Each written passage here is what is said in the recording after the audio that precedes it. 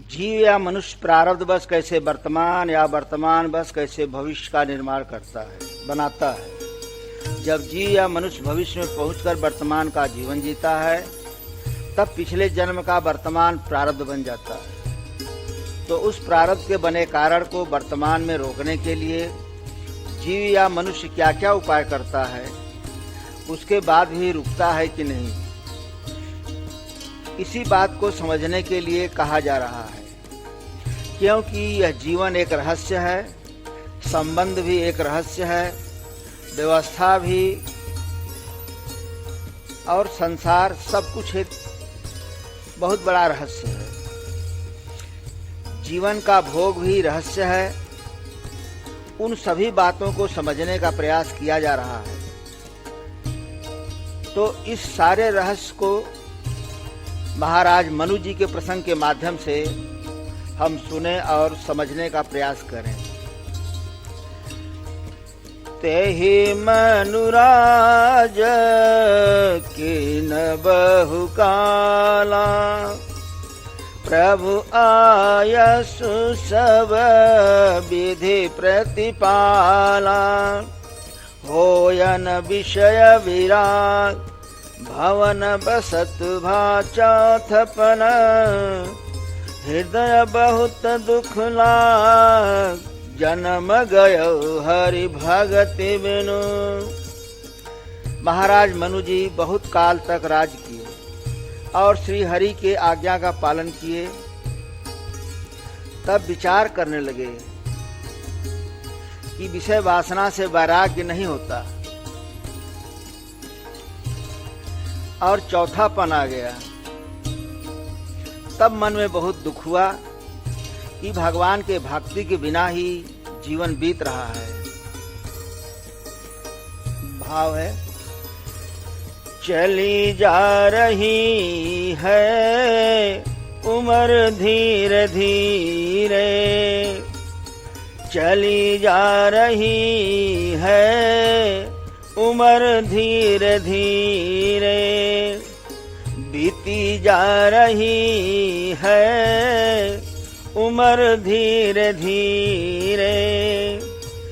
पल पल आठो पहर धीरे धीरे, पल पल आठो पहर धीरे धीरे। जो करते रहोगे भजन धीरे धीरे, जो करते रहोगे भजन धीरे धीरे।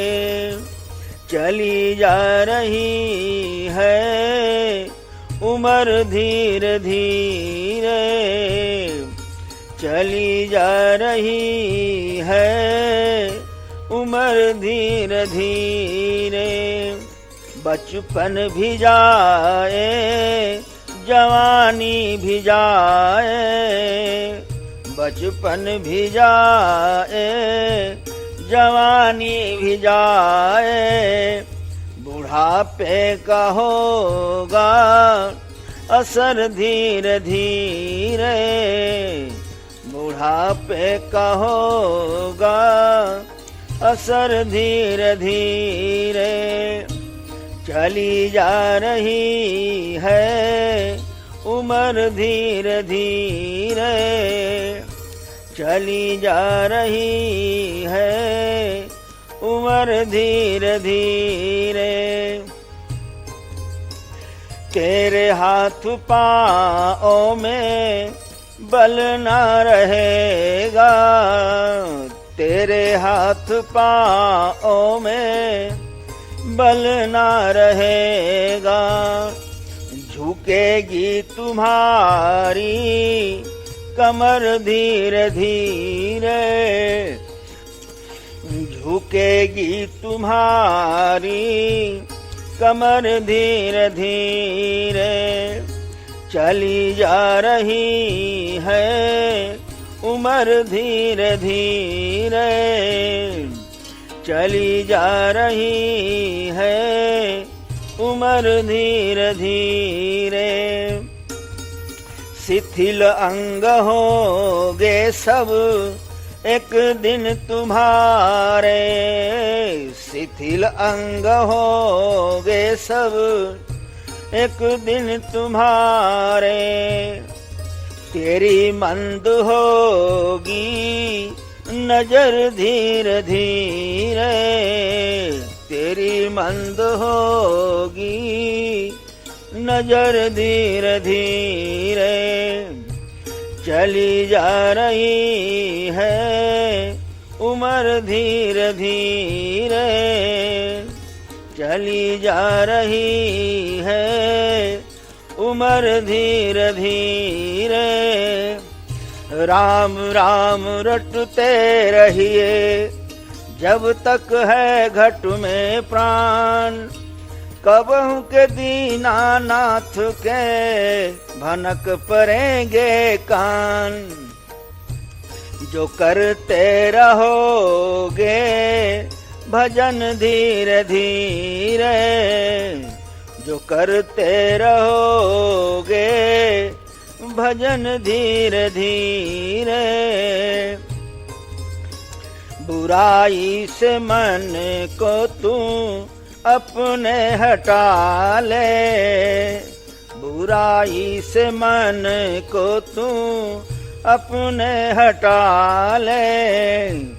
बन जाए तेरा जीवन धीरे धीरे, सवर जाए तेरा जीवन धीरे धीरे। चली जा रही है उम्र धीरे धीरे, चली जा रही है उम्र धीरे धीरे। मिलेगी प्रभु की शरण धीरे धीरे, मिलेंगे प्रभु के चरण धीरे धीरे, मिलेंगे प्रभु के चरण धीरे धीरे। जो करते रहोगे भजन धीरे धीरे, जो करते रहोगे भजन धीरे धीरे।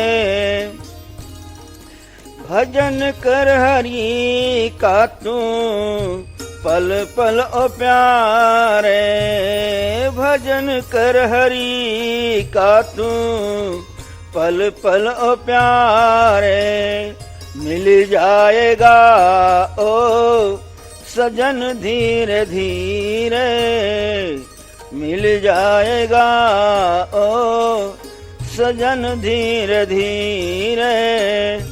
चली जा रही है उम्र धीरे धीरे, चली जा रही है उम्र धीरे धीरे।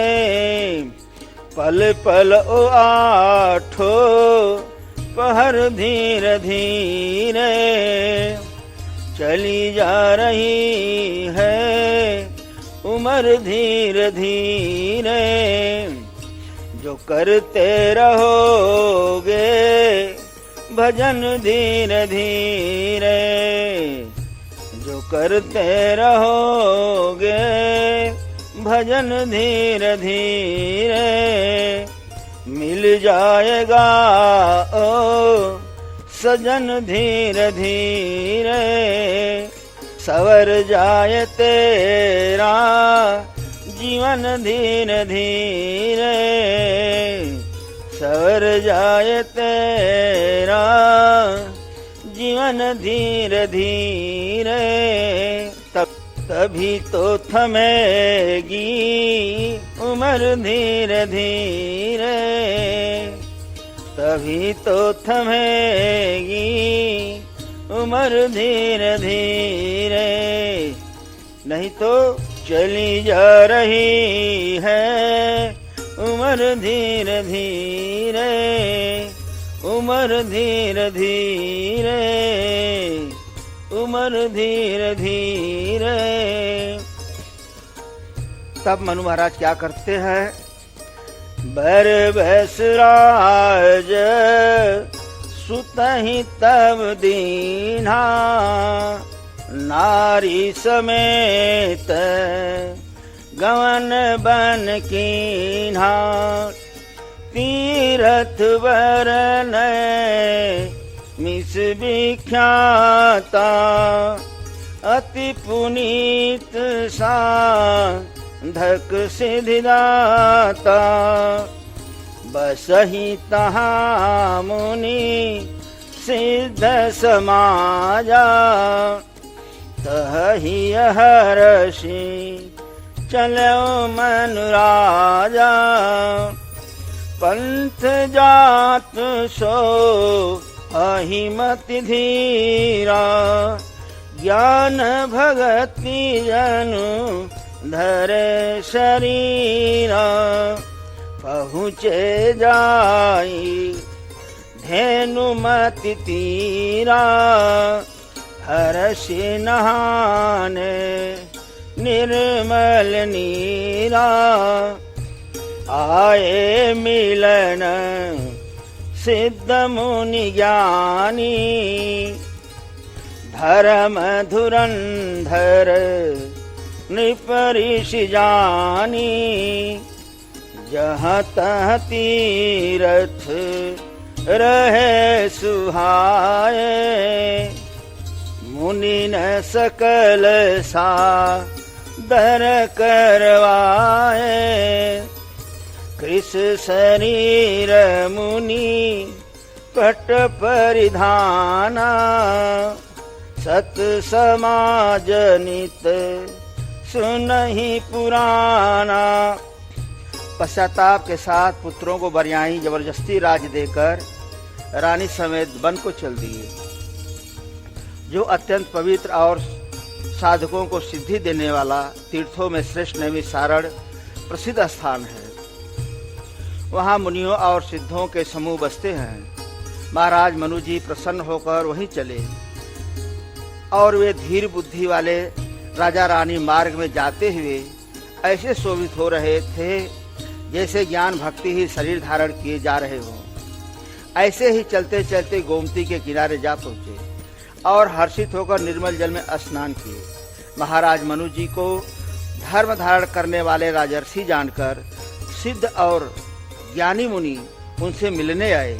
वहाँ जितने भी तीर्थ थे मुनियों ने आदर पूर्वक सभी तीर्थ कराए। महाराज मनु जी का शरीर दुर्बल हो गया था। महाराज मनु जी मुनियों के से वल्कल वस्त्र धारण करते थे और संतों के समाज में नित्य पुराण सुनते थे। 12 अक्षर मंत्र पुनि जपहि सहित अनुराग। वासुदेव पद पंकरुह दंपति मनयति लाग।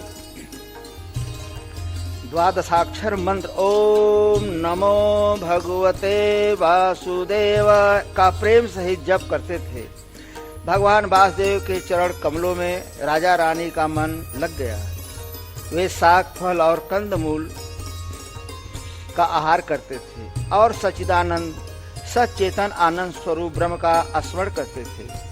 फिर वे महाराज मनु जी श्री हरि के लिए तप करने लगे और मूल फल को त्याग कर केवल जल के आधार पर रहने लगे। और हृदय में निरंतर यही अभिलाषा हुआ करती थी कि हम उस परम प्रभु को आंखों से कैसे देखें। तो किस ब्रह्म को देखना चाहते हैं? अगुण अखंड अनंत अनादि, जेहि चिंतहि पर मारथवादी।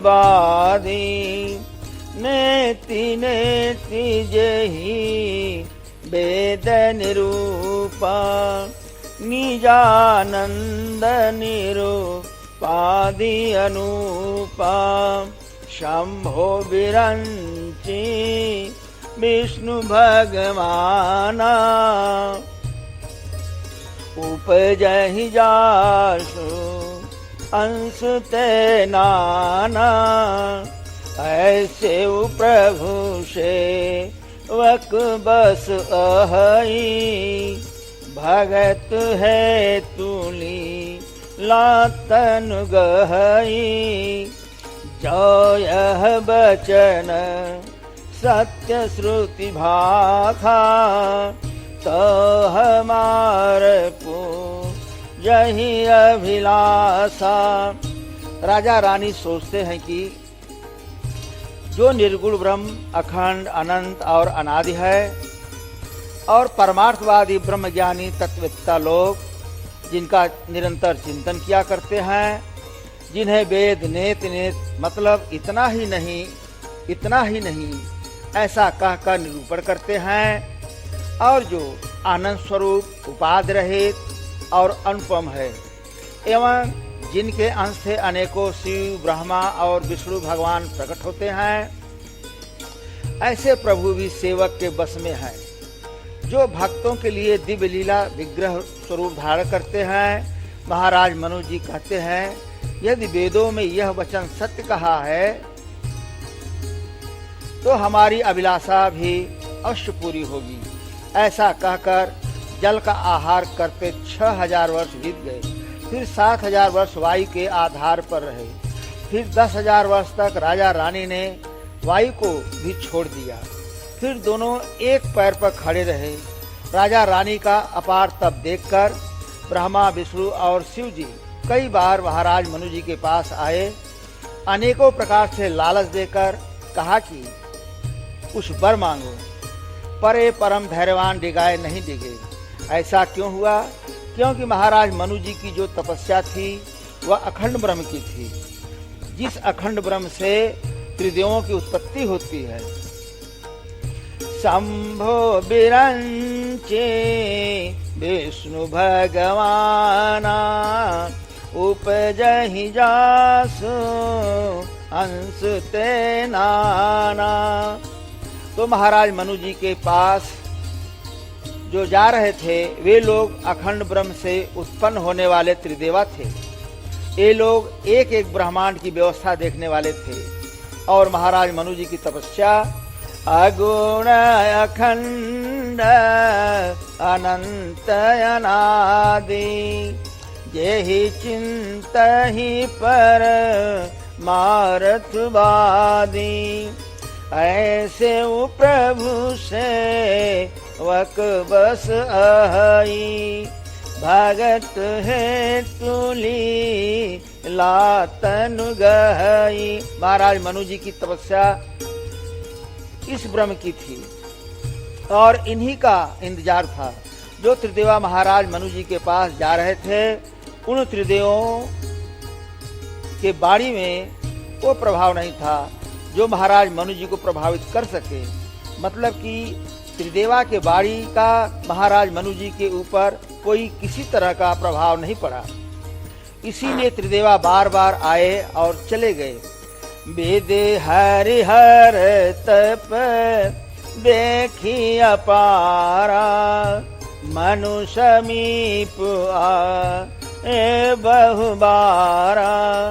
मांगहु बर बहु भांति लुभाए, परम धीर नहीं चलहि चलाए।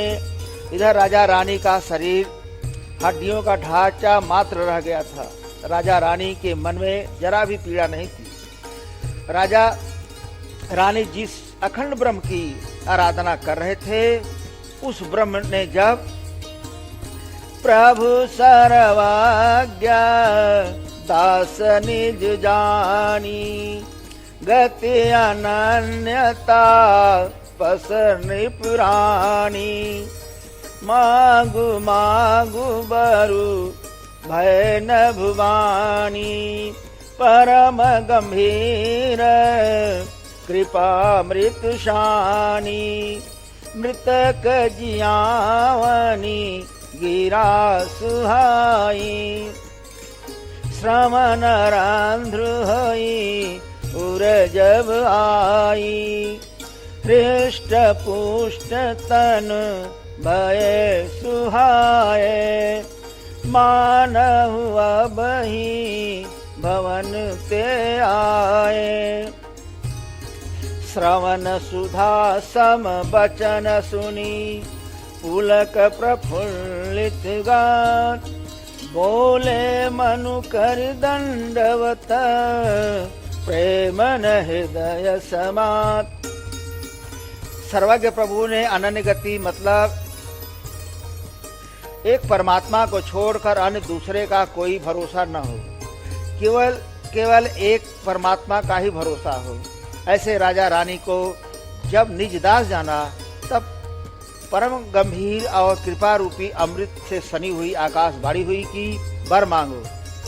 ऐसे बाड़ी का प्रभाव कि मुर्दे को भी जिला देने वाली बाड़ी जब कानों से होकर हृदय में आई तो तत्काल उसी समय राजा रानी का शरीर सुंदर और हिष्टपुष्ट हो गए, जैसे अभी घर से आए हैं। अमृत के समान वचन सुनते ही राजा रानी का शरीर पुलकित और प्रफुल्लित हो गया।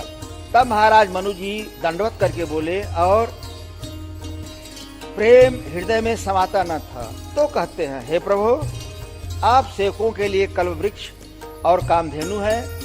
आपके चरण रज की ब्रह्मा, विष्णु और शिव जी भी वंदना करते हैं। तो यही वंदना करने वाले त्रिदेवा लोग महाराज मनु जी को वरदान देने का अनेकों प्रकार से प्रलोभन दे रहे थे। इसी से इन त्रिदेवों के बाड़ी का कोई प्रभाव नहीं पड़ा।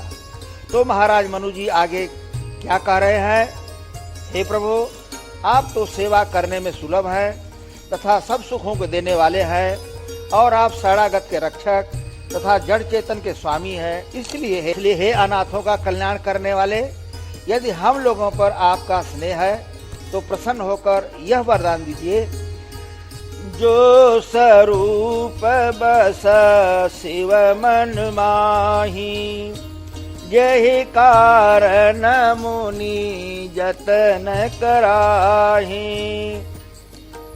जो भूषुंडी मन मानस हंसा, अगुण सगुण जहि निगम प्रशंसा। देखहि हम सो रूप भरि लोचन, कृपा करहु प्रण तारति मोचन। दंपति बचन परम प्रिय लागे, मृदुल विनीत प्रेम रस पागे।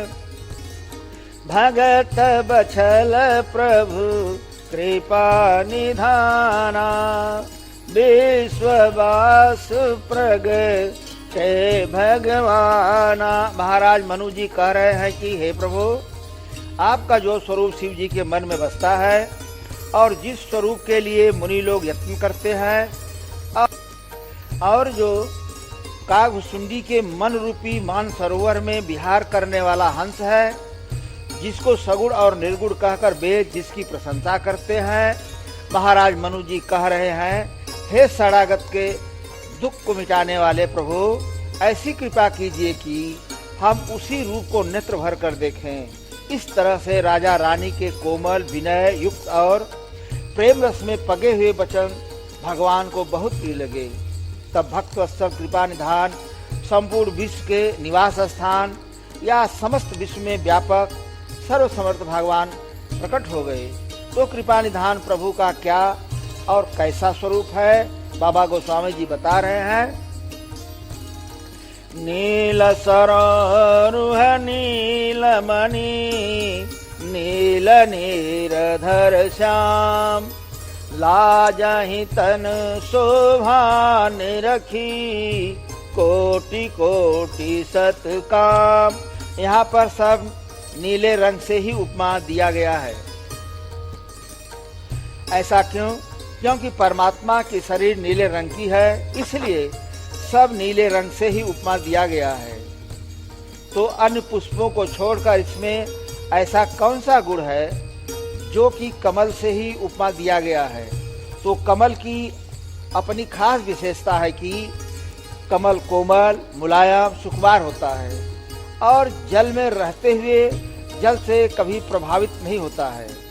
कमल जल में निसंग रहता है, उसी तरह परमात्मा की स्थिति है। इसीलिए परमात्मा के कार्य करने वाले हर अंग का उपमा कमल से ही दिया गया है। नव कंज लोचन कंज मुख कर कंज पद कंजारुणम। संसार को आँख से देख रहे हैं, संसार में अपने भक्तों से बात कर रहे हैं, बोल रहे हैं, हाथ से कार्य भी कर रहे हैं और पैर से चल भी रहे हैं। सब कुछ करते हुए संसार के व्यवहार से प्रभावित नहीं हो रहे हैं, संसार से परे हैं, निर्लेप हैं। और कमल का गुण सुकुमार, कोमल, मुलायम होता है, उसी तरह परमात्मा का गुण है सुठी सुकुमार कुमार दो कठिन भूमि कोमल पदगामी। कोमल चित दीनन परदाया कोमल चित रघु नाथ कृपाला।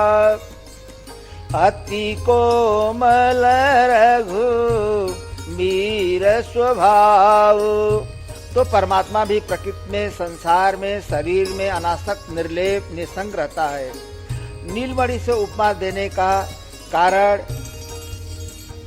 या दोहे की ऊपर वाली पंक्ति के माध्यम से गोस्वामी श्री तुलसीदास जी महाराज क्या बताना चाहते हैं? तो श्री गोस्वामी जी यही बताना चाहते हैं कि वह परमात्मा जब प्रकृति से परे है, मतलब इसमें आसक्त नहीं है, फिर भी प्रकृति का संचालन, नियंत्रण उसी का है। प्रकृति पार प्रभु सब उर्वासी राम अतर्क बुद्धि मन वाणी। मन समेत जेहि जानन वाणी तरकी न सकहीं सकल अनुमानी। जब परमात्मा साधन से परे है, मन बुद्धि वाणी से परे है, सारे अनुमान से भी परे है, तो उस परमात्मा को कैसे जाना जाएगा, कैसे समझा जाएगा? तो उदाहरण के ही माध्यम से उस परमात्मा के स्वरूप को, गुण को, स्वभाव को, प्रभाव को उदाहरण के शब्दों के द्वारा ही अनुमानतः समझा जा सकता है, जाना जा सकता है। तो श्री गोस्वामी जी परमात्मा को जो समझने का उदाहरण रखे हैं, जिस उदाहरण के द्वारा जन सामान्य व्यक्ति भी बड़ी आसानी से समझ सकता है। तो पत्थर तो बहुत हैं, तो उससे उदाहरण उपमा न दे करके मणि से ही, वह भी नीलमणि से ही उदाहरण दिए हैं।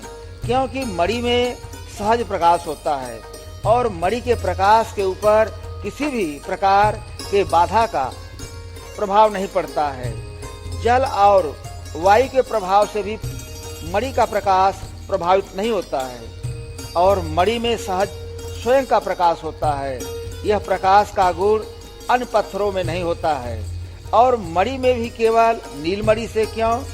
क्योंकि उस परमात्मा का नीलमणि के रंग का ही हल्का, मोहक, सुखदायक, आकर्षक प्रकाश होता है।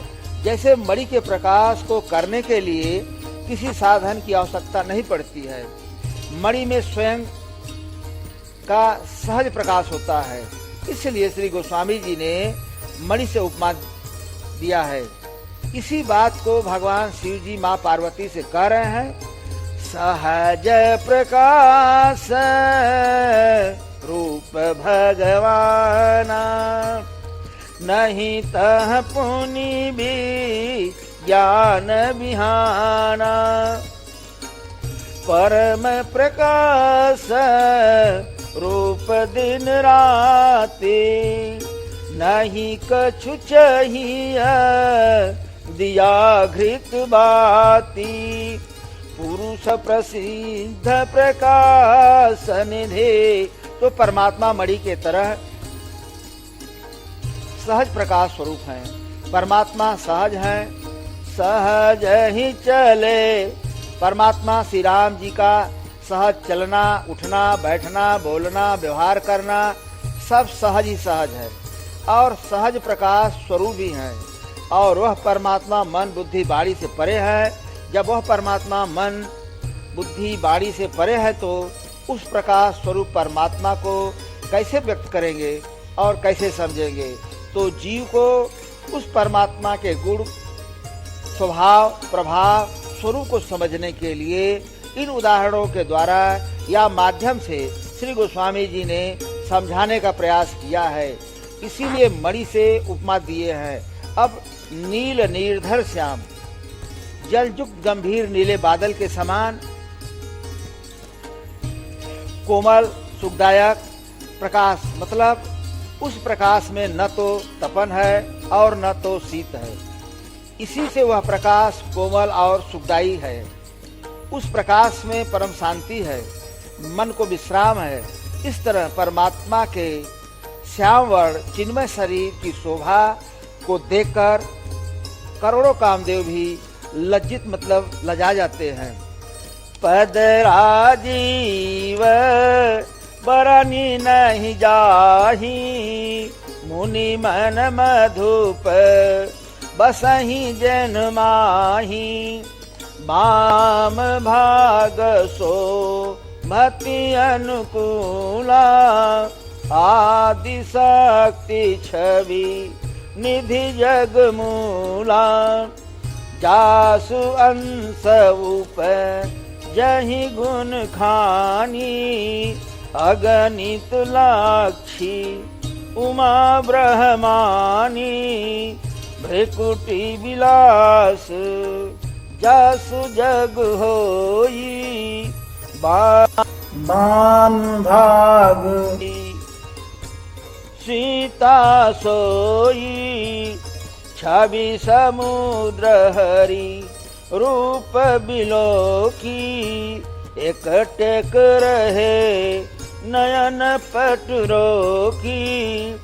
चित वही सादर रूप अनूपा, तृप्त न मानहि मनु सतरूपा। हरस विवश तन दशा भुलानी, परे दंड इव गहि पद पानी। सिर पर से प्रभु निज कर कंजा, तुरत उठाए करुणा पुंजा। बोले कृपा निधान पुनि, अति प्रसन्न मोहि जान। मांगहु बर जोई भाव मन, महादानी अनुमान।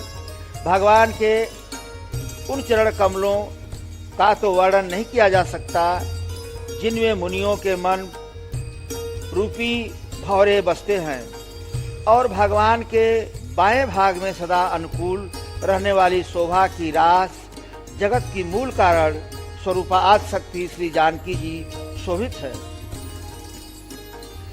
और इनके अंश से गुणों की खान अगणित लक्ष्मी, पार्वती और ब्रह्माणी उत्पन्न होती हैं और जिनके भाव के इशारे से ही जगत की रचना हो जाती है, वही सीता जी श्री राम जी की बाईं ओर स्थित हैं। और मनुष्य रूपा नेत्रों के पलके रोके हुए शोभा के समुद्र श्री हरि के रूप को देखकर स्तब्ध रह गए। उस अनुपम रूप को वे आदर सहित देखते रह गए और उस अनुपम रूप को देखते हुए आघाते नहीं थे। आनंद के अधिक बस में हो जाने के कारण मनुष्य शत्रुपा अपने देह की सुध भूल गए। वे दोनों भगवान के चरण पकड़कर दंड की तरह गिर पड़े। तब कृपा की रास प्रभु ने अपने कर कमलों से उनके मस्तक को स्पर्श किया और तुरंत ही उठाकर फिर कृपा निधान भगवान बोले कि मुझे अत्यंत प्रसन्न जानकर और बड़ा भारी दानी समझकर जो मन को भावे वही वर मांग लो। प्रभु का इतना वचन सुनकर दोनों हाथ जोड़कर और धीरे धरकर महाराज मनु जी ने कोमल वाणी कही,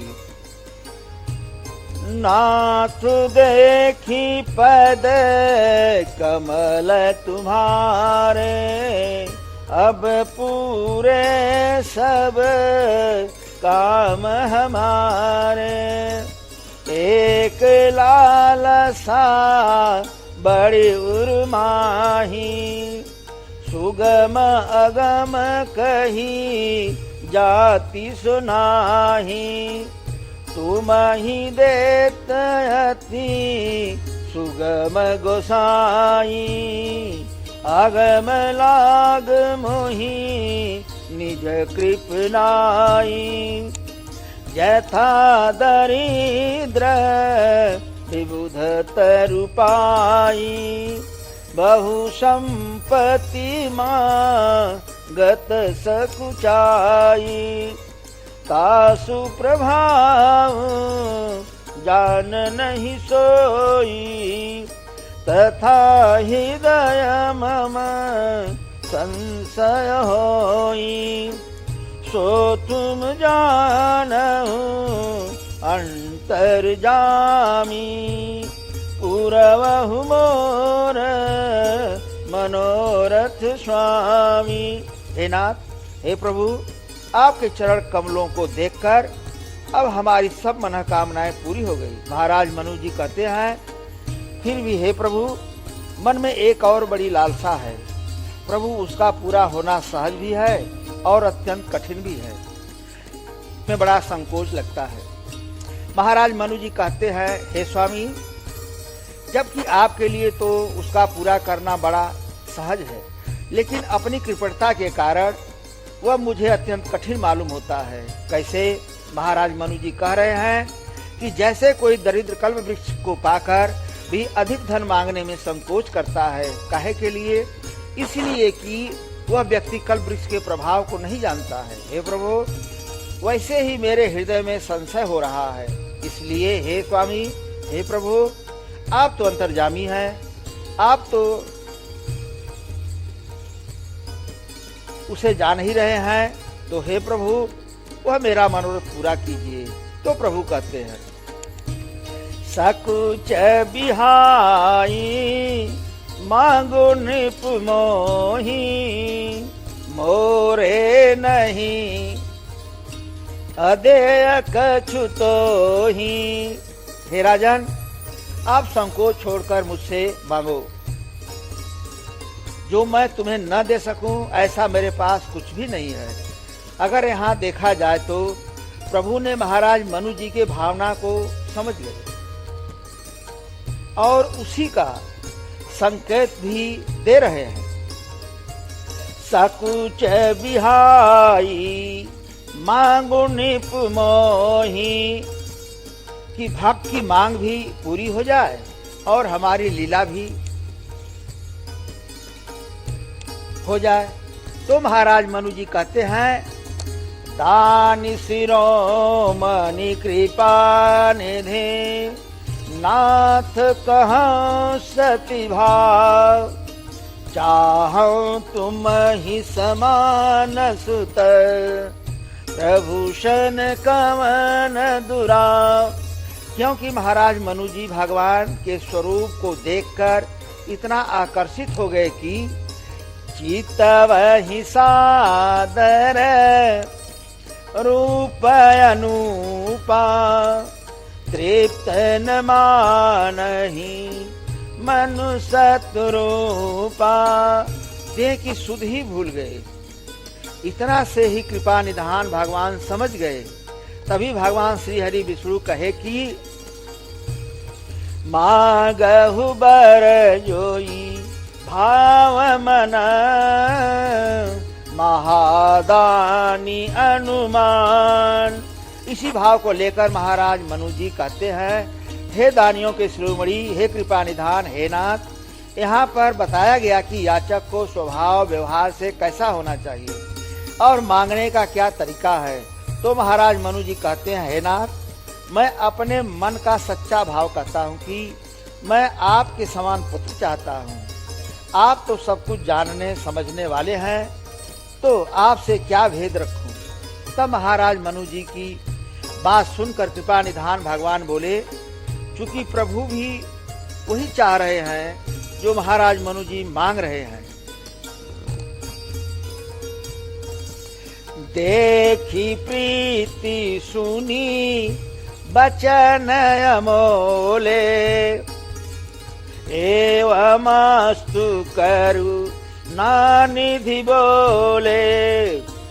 आप सरिस खो जाओ कह जाई, निपतवत नय होब मैं आई। महाराज मनु जी के प्रीत को देखकर और महाराज मनु जी के अमूल्य वचन को सुनकर तब करुणानिधान भगवान बोले कि ऐसा ही हो।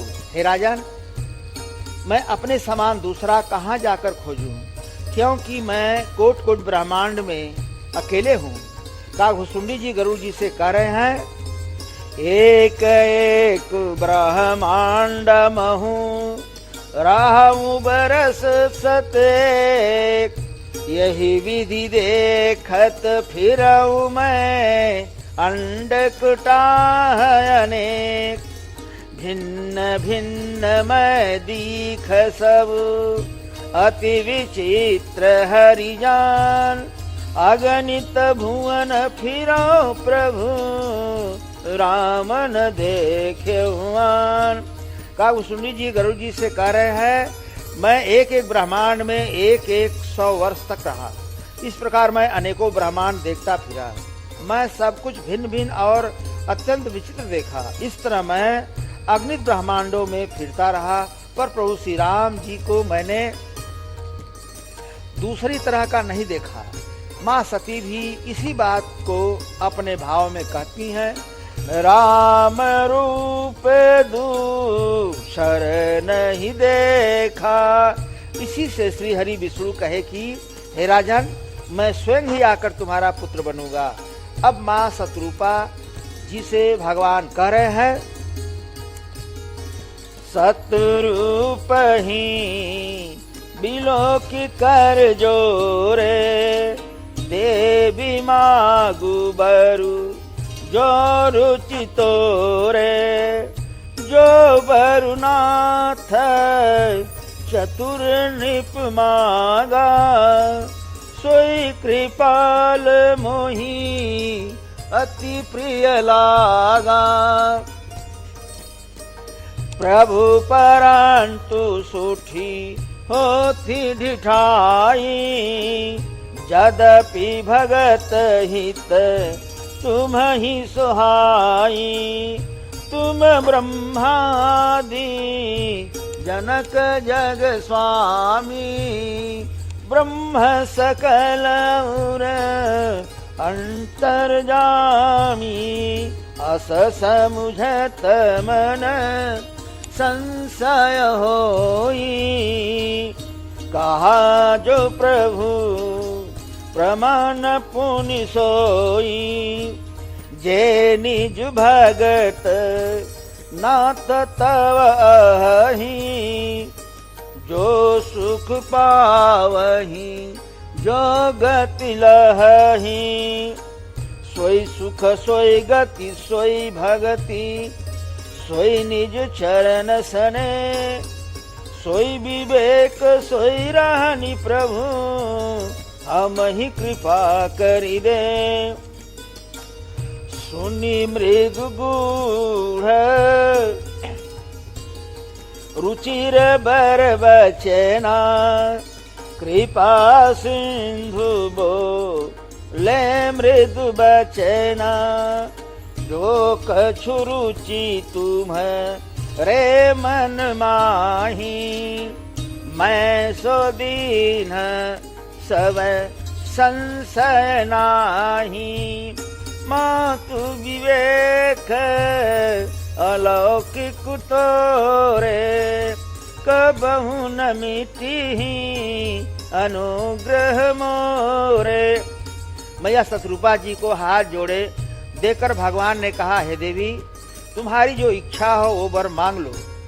तब मैया शतरूपा जी ने कहा, हे नाथ, चतुर राजा ने जो वर मांगा है, हे कृपालु प्रभु, वही वर मुझे भी प्रिय लग रहा है।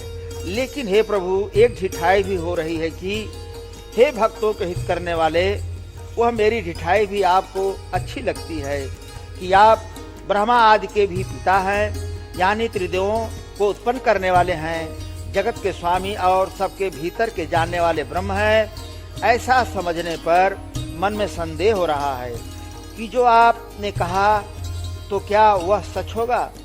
फिर भी आपने जो कहा वही प्रमाण है। हे प्रभु, आपके जो निज जन हैं, भक्त हैं, वे जो अलौकिक अखंड सुख पाते हैं और जिस गति को प्राप्त होते हैं, हे प्रभु, वही सुख, वही गति, वही भक्ति, वही अपने चरणों में प्रेम, वही ज्ञान और वही रहन सहन कृपा करके मुझे दीजिए। मैया सतरूपा जी की कोमल गूढ़ और मनोहर वाणी सुनकर कृपा के समुद्र भगवान कोमल वचन बोले कि तुम्हारे मन में जो कुछ इच्छा है वह सब मैंने तुमको दिया, इसमें कोई संदेह नहीं है। इसलिए हे माता, मेरी कृपा से तुम्हारा अलौकिक ज्ञान कभी नष्ट न होगा। मैया सतरूपा के संदेहास्पद वाणी को सुनकर महाराज मनु जी के मन में भी संदेह हो गया कि तुम ब्रह्मादि जनक जग स्वामी, ब्रह्म सकल उर अंतर्जामी, अस समुझत मन संशय होई, कहा जो प्रभु प्रमाण पुनि सोई। महाराज मनु जी सोचने लगे कि हमने जो तपस्या किया वह ब्रह्म तो अनादि अगुण, गुण रहित, खंड रहित, अनंत, जिसकी कोई सीमा नहीं और कला रहित, इच्छा रहित, नाम रहित, रूप रहित, गुण रहित और अनादि है। कदाचित वह ब्रह्म पुत्र बन भी जाएगा तो क्या पुत्रवत प्रेम मिल पाएगा? इसी बात को लेकर महाराज मनु जी फिर दोबारा भगवान से प्रार्थना कर रहे हैं।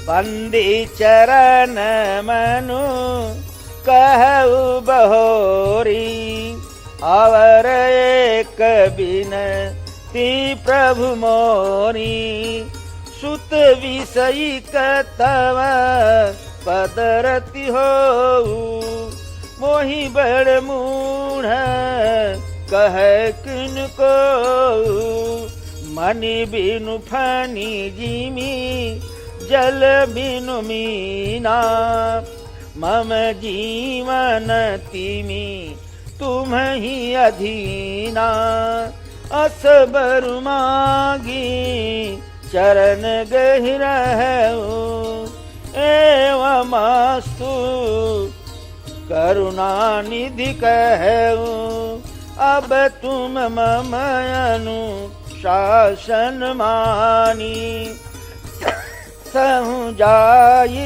सुर पति रजधानी, तह करी भोग विशाल, तात गए कछु काल पुनि, हुई हूँ अवध भुआल, तब मैं होव तुम्हार सुत,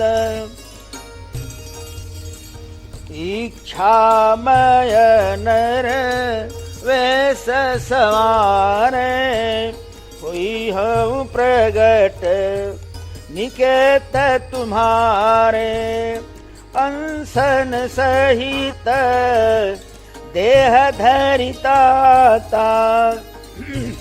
करिहा चरित भगत सुखदाता। महाराज मनु जी को मैया सतरूपा के संदेहास्पद वाणी को सुनकर मन में संदेह हो गया।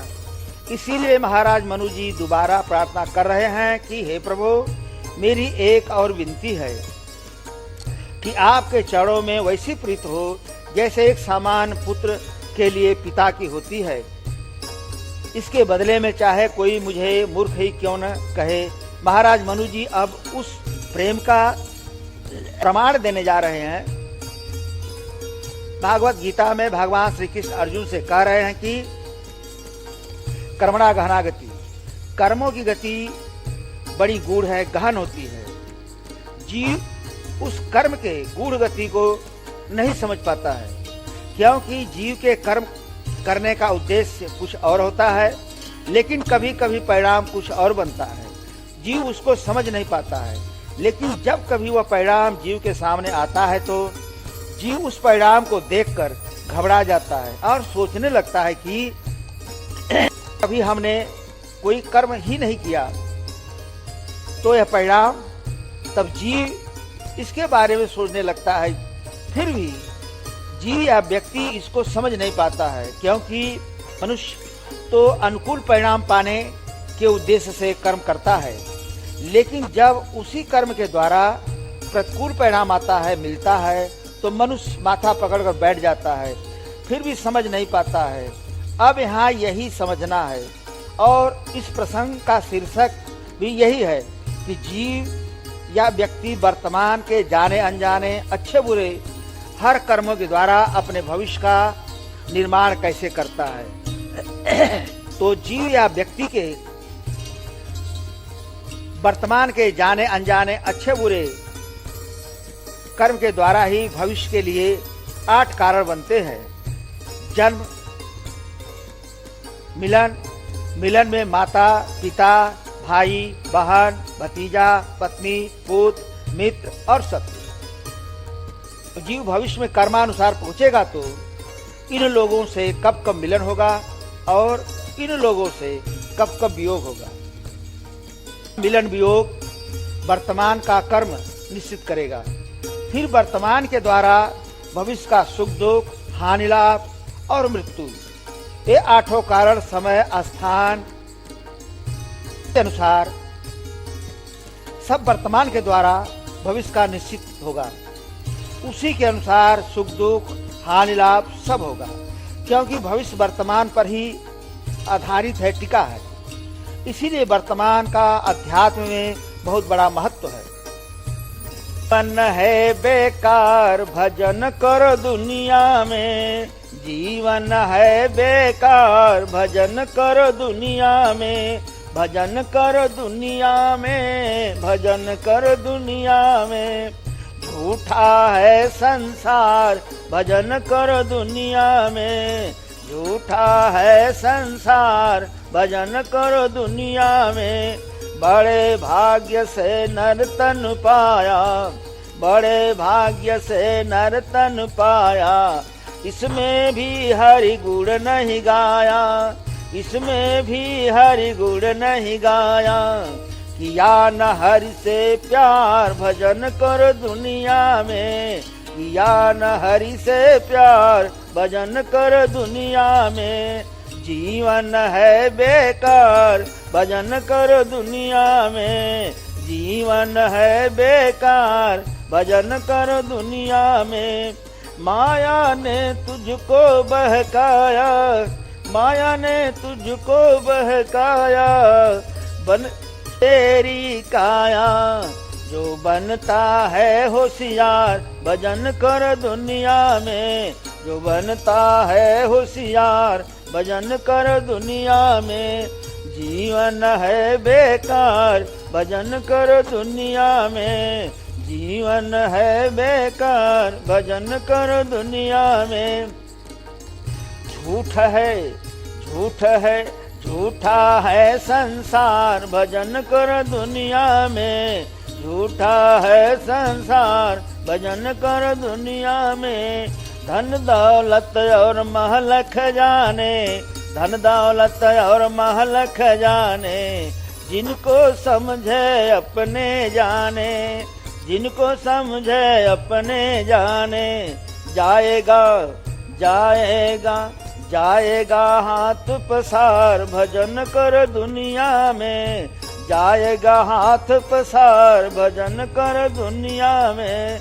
क्या लेकर तू आया जगत में, क्या लेकर तू आया जगत में, क्या लेकर तू जाएगा संग में, क्या लेकर तू जाएगा संग में। अरे मति मंद गवार भजन कर दुनिया में, अरे मति मंद गवार भजन कर दुनिया में। जीवन है बेकार भजन कर दुनिया में, जीवन है बेकार भजन कर दुनिया में। दूत लेन को आवे जब यमदूत लेन को आवे, रो रो करके तू चिल्लावे। जब दूत लेन को आवे रो रो करके तू चिल्लावे, काहे पड़ेगी यारी मार भजन कर दुनिया में। काहे पड़ेगी यारी मार भजन कर दुनिया में। काहे पड़ेगी यारी मार भजन कर दुनिया में। जीवन है बेकार भजन कर दुनिया में। अपने चरण में जाओ जीवन अपना धन्य बनाओ। अपने गुरु के चरण में जाओ जीवन अपना धन्य बनाओ। सब होवेगा उद्धार भजन कर दुनिया में। सब होवेगा उद्धार भजन कर दुनिया में। भजन कर दुनिया में। भजन कर दुनिया में। झूठा है ये संसार भजन कर दुनिया में। झूठा है ये संसार भजन कर दुनिया में। जीवन है बेकार भजन कर दुनिया में। जीवन है बेकार भजन कर दुनिया में। चूंकि श्री रामचरितमानस समाज का दर्शन है, जीवन को जानने और समझने सुधारने का दर्पण है और जीवन जीने का संविधान है।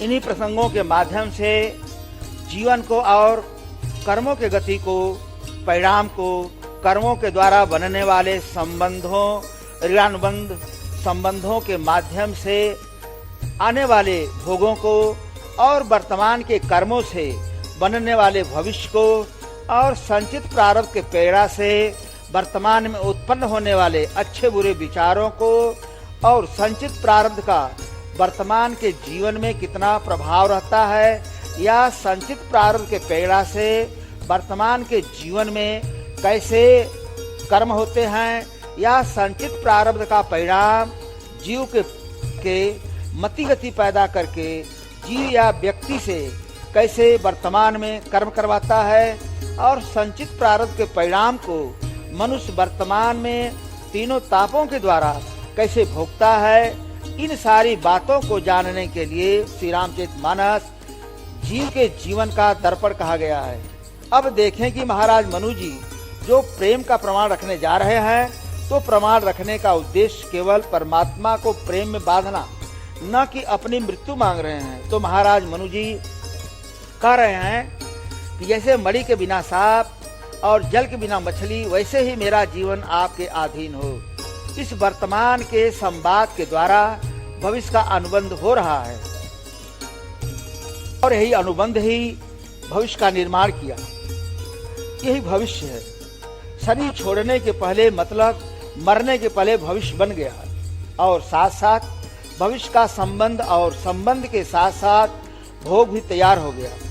क्योंकि जीव मनुष्य यथार्थ रूप से परिणाम को नहीं जान पाता है, नहीं समझ पाता है, क्योंकि कर्मों के परिणाम को ईश्वर ने अपने हाथ में रखा है। और श्री रामचरितमानस में 5 प्रसंग हैं। महाराज मनु जी शत्रुपा का प्रसंग चल ही रहा है और 4 नारद मोह का प्रसंग, माँ सती का प्रसंग, प्रताप भानु का प्रसंग। इसके माध्यम से यह भी बताया गया कि अध्यात्म में प्लस माइनस का हिसाब नहीं होता है। जीव जिस अनुपात में जो शुभ और अशुभ, अच्छा बुरा, धर्म अधर्म और जो कर्म करता है, उसी के अनुसार, उसी के अनुपात में जीव को अपने कर्मों का परिणाम सुख दुख के रूप में भोगना पड़ता है। कर्म प्रधान विश्व करि राखा, जो जस करहि सो तस फल चाखा। अवश्यमेव भोक्तव्यम कृतम कर्मम शुभाशुभम। और काघुसुंडी जी जब शुद्ध शरीर में थे तब का प्रसंग, ये 5 प्रसंग यही बता रहे हैं कि जीव वर्तमान के जाने अनजाने के अच्छे बुरे कर्मों के द्वारा अपने भविष्य का कैसे निर्माण करता है, फिर वर्तमान के बने कारण के अनुसार भविष्य में जाने पर उस परिणाम को कैसे भोगता है, फिर प्रतिकूल परिणाम आने पर उस परिणाम से बचने का उपाय करता है, तो प्रतिकूल परिणाम से बच पाता है कि नहीं। इन सब बातों का ज्ञान ये पांचों प्रसंग कराएंगे। ये पांचों प्रसंग बताएंगे कि परिणाम के अनुसार ही शरीर की संरचना होती है, उसी परिणाम के अनुसार ही शरीर का रंग, रूप, कद, काठी, स्वास्थ्य, ज्ञान, बुद्धि, बल, स्वभाव, संस्कार सब बनता है और संबंध तथा संबंधों के माध्यम से भोग सब निश्चित होते हैं। एक बार फिर देखें, सुने, समझे कि महाराज मनु जी भगवान श्री हरि विष्णु से कह रहे हैं कि हे प्रभु, जैसे मणि के बिना सांप और जल के बिना मछली नहीं रह सकती है, वैसे ही मेरा जीवन आपके अधीन हो। एक तरह से बहुत बड़ी शर्त रख दिए। इतना बड़ा शर्त रखने का मतलब यह नहीं कि महाराज मनु जी जानकर अपनी मृत्यु मांग रहे हैं भगवान से, बल्कि परमात्मा को प्रेम में बांधने का कोशिश किया। जब व्यक्ति जीवन जीने से उब जाता है तब परमात्मा से अपनी मृत्यु के लिए प्रार्थना करता है। तो महाराज मनु जी के सामने ऐसी स्थिति तो थी नहीं। तो अब आगे का भाग अगले भाग में देखें। अगर यह प्रसंग पसंद आया हो तो लाइक करिए, शेयर करिए, सब्सक्राइब करिए, कमेंट करिए। सुनने में आपने जो समय दिया इसके लिए आपको बहुत बहुत धन्यवाद। अगर रामचरितमानस के गूढ़ रहस्यों को जानना है तो मानस तत्व ज्ञान एवं जीवन दर्शन नाम से टीका की गई है, आप उसको